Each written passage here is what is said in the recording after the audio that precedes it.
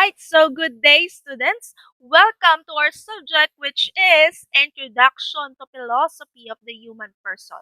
So, since today is your philosophy day, we're gonna talk about the module 1, which is the holistic thinking and the partial thinking. So, after going through this module, you are expected to number 1, distinguish holistic from partial thinking.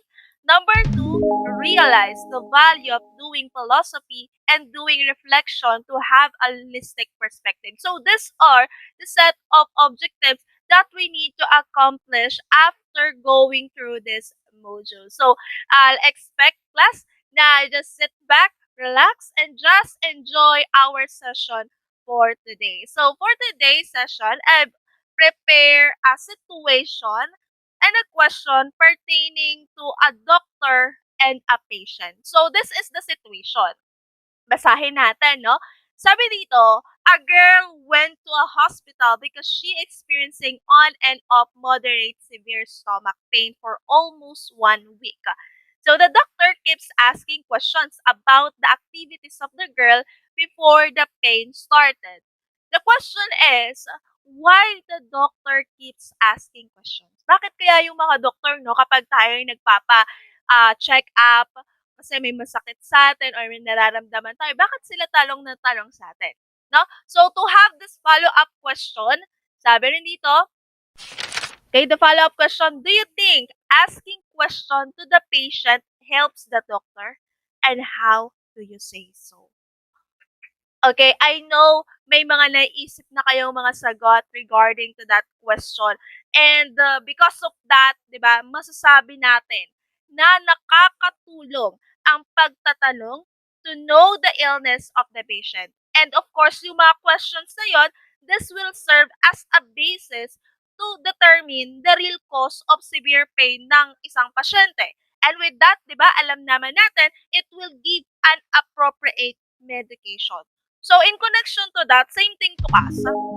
We need to ask a question for us to also find out the answer. If hindi mo sisimulan sa tanong, syempre mahirap na maunawaan ang isang bagay, di ba? At ang bawat isa sa atin habang nabubuhay po ay may mga tanong na still hinahanapan pa rin natin ng kasagutan. So, plus, so wait ng thinking natin o ng pag-iisip natin to find out those answer to our questions in life, we have these two types of thinking. So, and those are the holistic and partial thinking. So, let's see kung ano kayo dito. Partial thinker ba kayo or holistic thinker ba kayo when it comes dun sa isang sitwasyon na nangyayari sa inyo? Or when it comes in answering your problems or questions to your life. So, let's start in determining ano nga ba muna ang holistic thinking. Di ba? Mahirap maunawaan kung ano nga ba tayo. Holistic thinker ba tayo o partial thinker tayo if we don't know what is the definition of it. So let's start to holistic thinking. When we say holistic thinking, it refers to a perspective that considers large-scale patterns and systems. This is often described as looking at the big picture when describing and analyzing a situation or problem. The word holistic comes from the Greek word holos, which means whole. So that's the definition of holistic. So nakita nyo, medyo mahaba yung definition niya. Now, to have its become more simpler, ayan, ginamit ko yung buong pizza, no? So just imagine this whole pizza. Ganyan tayo mag-isip, no? Buo. When we say holistic, whole. Big picture. We're looking at the big picture, total, complete, or we're looking at all the aspects of the situation. So, therefore, when you're seeing the situation as a whole, remember class, that reflects the word holistic, which means whole or complete. And sabi nga dito, di ba, holistic thinking is tinitingnan mo yung the bigger picture or the wholesomeness of the situation or tinitingnan mo yung kabuang sitwasyon before you act, before you decide, before you answer. Okay? And that's holistic thinking. Madalas natin ginagawa ito, no? So, let's go back to the situation kanina. Okay, ito po yun, no? So, we can say na the doctor performs holistic thinking. Why? Because when they don't just provide patients with medications. Instead, they look at ways to improve life balance and eradicate health problems from the root source, such as high stress or bad nutrition. So yung ibang mga doctors, no, they think in a bigger picture. Ano ba yung root source? Bakit siya nagkasakit? Ano yung mga nararamdaman niya? No, pwedeng maging root source din dito ay yung high stress or bad nutrition ng pasyente because of the family background, because of the location of the house, and whatsoever.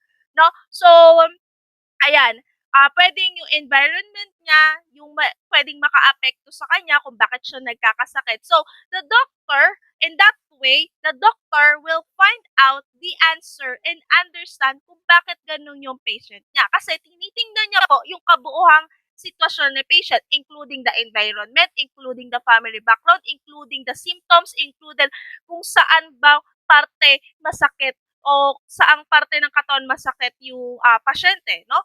So, as a doctor, no, and as an individual in general, as an individual, hindi dapat tayo bumuo ng isang pananaw, judgment, or action or decision base lamang po sa nakikita natin.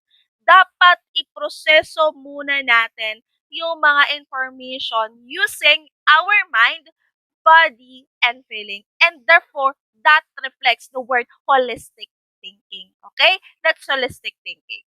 Now, when we say partial thinking naman, ano naman yung tinatawag nating partial thinking? So, here, it's definition.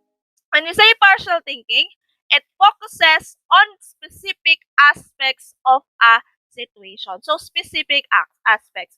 So, another words na in connection to partial thinking ay yung word na specific, part of a whole, particular, and not complete. And nakita nyo, no, isang slice ng pizza na lang yung ginamit ko. So, which represents na specific nga at part lamang po ang partial thinking ng wholesomeness of the situation. Okay, so when we say partial point of thinking rin, you're looking at the situation only in one part and not seeing the whole situation. So when we say partial, meaning, of course, it's not complete. It's only based on a specific, particular, or only a part of a whole. Meaning, hindi mo po natin nakikita yung bigger picture under the partial view. But, remember, ang partial ay nakapokus lamang po sa specific and hindi po buo na view. Bakit? Kasi dahil parte lamang po ito ng holistic. Pero, hindi rin po mabubuo si holistic thinking if walang mga supporting information, walang tinatawag nating partial. Okay?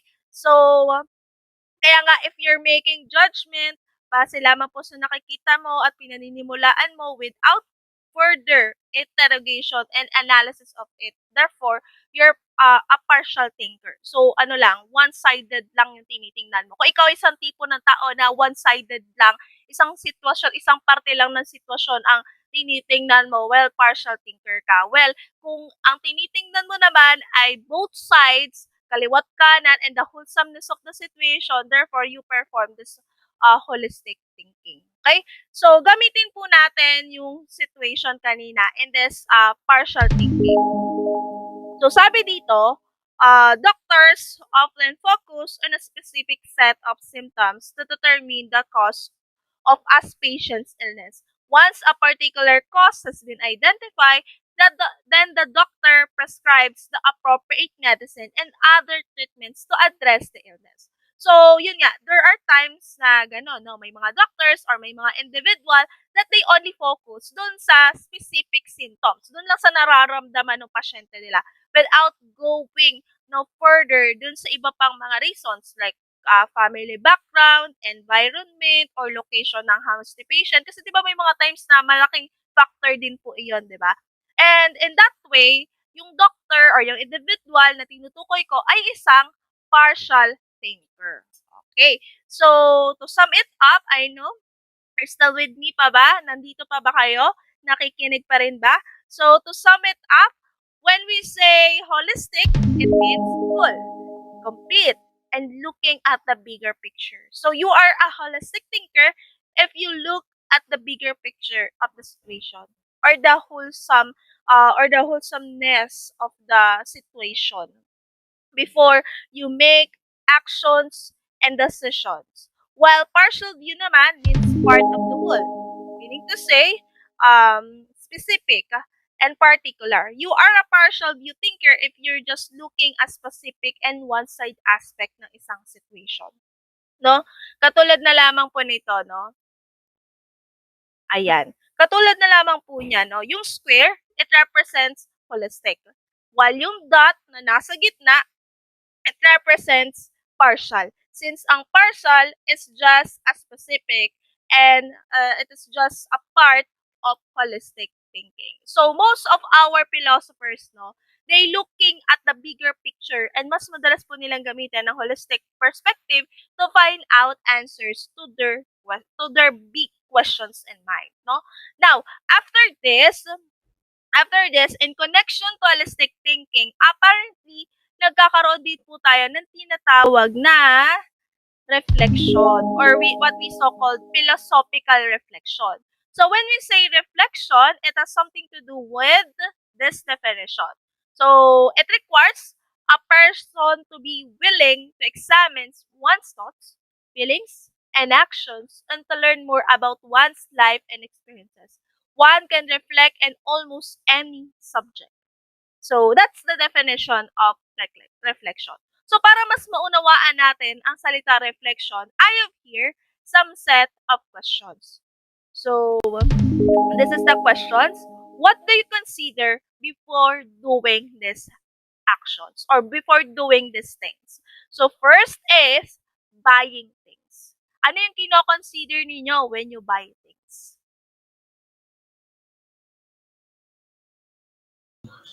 Ano po ba, ma'am? Kahit ilan po bang characteristics ng pag-buy ng things?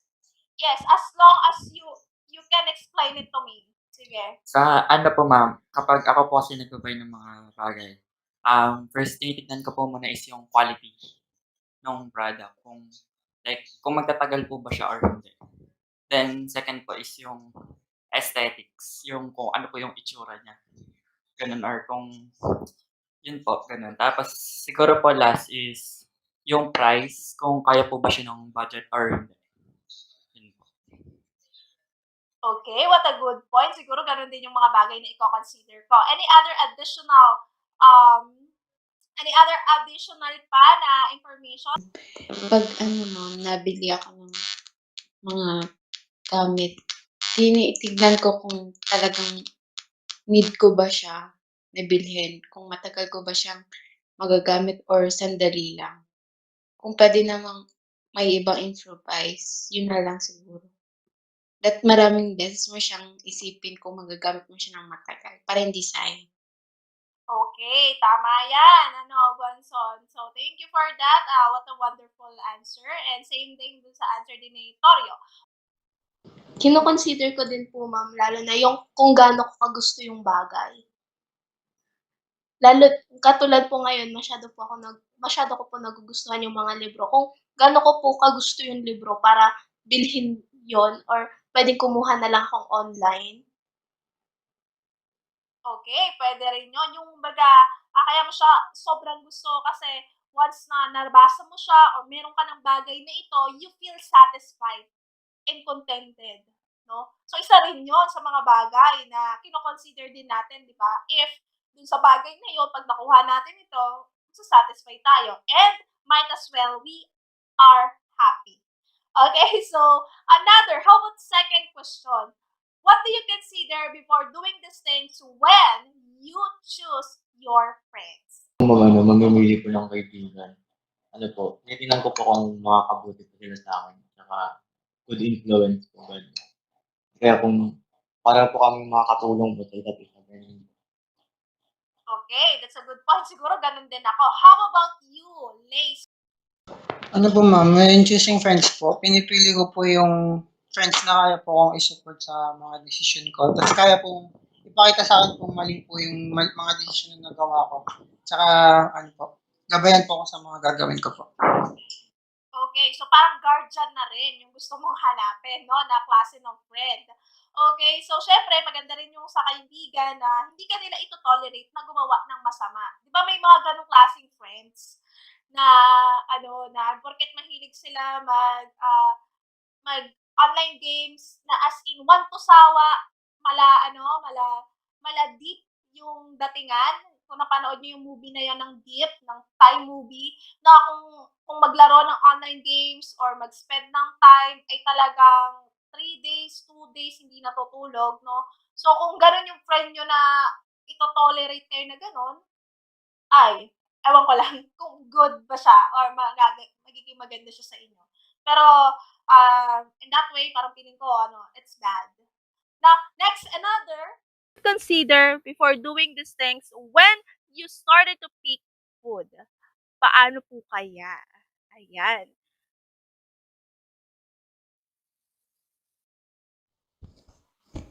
When picking foods po, pinipili ko lang yung mga alam kong kakainin ko. yung mga alam mo lang kasi alam mo kung ano na yung lasa nito. 'Di ba? Siguro kung iba yung pipiliin mo, baka hindi magustuhan ng panlasa mo. Okay? Any other answer? So, tawagin natin sa merkado. Pag pumipili po ng pagkain mo kino-consider ko po yung itsura ng food. Tapos, siyempre po kung presentable siya nasa isip ko, masarap yung food kaya matatanta kong i-try siya. And also po yung ingredients niya po, kung ano yung laman ng food, kung meat ba, vegetables, seafoods, ganun po ma'am. Okay, ako din, isa yun. Pag pumunta ako ng grocery, ang tagal ko, sobrang tagal ko mag-grocery. Kasi titingnan ko yung nutrition facts. Gusto ko makahanap ng pagkain or ng delata na less yung sodium. Tapos, lalo na kung diet ka, no to sugar, less sa carbs, or hanggat maaari walang carbs. So, ganon. So, and tendency, when I'm picking food, no, I want to make myself healthy na rin as well. Kasi sa trabaho, no, kailangan talagang maging healthy. Okay, how about you pala, your answer, Mr. Nick Mansa. Opo, sa pamimili po ng pagkain, maganda po yung ano nga po, titingin ka po ng nutrition. Pero minsan po, may mga times din po na pipili ka po sa kung saan ka po nagki-crave ka naman. Or like guilty pleasure po. Para po masatisfy yung cravings mo. Tsaka happy ka din po as well. Okay, when you have this satisfaction you have. Okay, anyway, all your answers here are correct. Ay talagang nakaka-relate din talaga ako. Kasi those are the things also that I consider when I buy things, when I choose friends, and when I pick food. Okay, so based po doon sa ating mga questions and dun sa answers nyo, I just want to ask as a follow-up question, is it helpful ba? Is it helpful na isipin nyo muna yung isang bagay, yung mga bagay that you consider before you make any actions? Oo, ma'am. Then why? Para hindi ka po magsisi sa huli. Okay, for the regrets, para less tayo sa regrets. How about you, Mr. Guanzon? Kasi mahalagang pinag-iisipan muna yung mga bagay na gagawin natin or mga ginagawa natin para para hindi mapunta sa wala yung yung pinipili nating bagay, mga gano'n. Okay, that's a good point. How about you for the last student? Nag-e-ekong yes po, ma'am. Kasi like, when it comes to decision making or maging critical thinker, parang yun yung dapat na isa sa mga competency or pinopossess mong parang attributes kumbaga po. So, napaka-helpful yung mag-isip ka muna kung anong gagawin mo. Kasi whatever you do today or right now will affect your future. Yeah, thank you. Yes, exactly. At haray pang miss you ang labanan. Okay, so that's a good answer and I got your point and then your views about that. So, since you said yes, majority of you, na lahat ng mga tinanong ko, you said yes. What are your realizations? Ano na ngayon yung mga realizations nyo nung nalaman nyo yung sagot, yung mga sagot dun sa mga questions ko kanina, or ano yung mga realizations nyo when you consider those things before you do any actions? Ano yung mga realizations nyo? Kahit ano lang, mga isa o dalawang student lang. So, pakinggan natin si Nick Mansa. Ang realizations ko po is mas maganda pong pag-isipan yung mga bagay bago po gawin kasi para po hindi siya mag-lead sa bigger problem kasi po mag-reflect din po sa tao, sa'yo po, yung action na gagawin mo. Hindi mo po pag-iisipan. Ganun po. Okay, that's a good point. So overall, just want to say congratulations and thank you for your answers. Well, tama and napakahusay ng inyong mga sagot, no? So based on that questions and your answer, it's good, no? So our conversation is related, of course, to reflection. So when we say reflection, it has something to do with our thoughts, feelings, yon, and actions, and evaluates our experiences first before making any related action. So in reflection, we take into account the holistic view. Remember, ang holistic view nga, it takes complete or all the aspects of a given situation before making any decision, action, or conclusion. Just like our conversation nga kanina, no? I let you think the first thing that you consider in making a decision and the consequences might happen after an action has been made.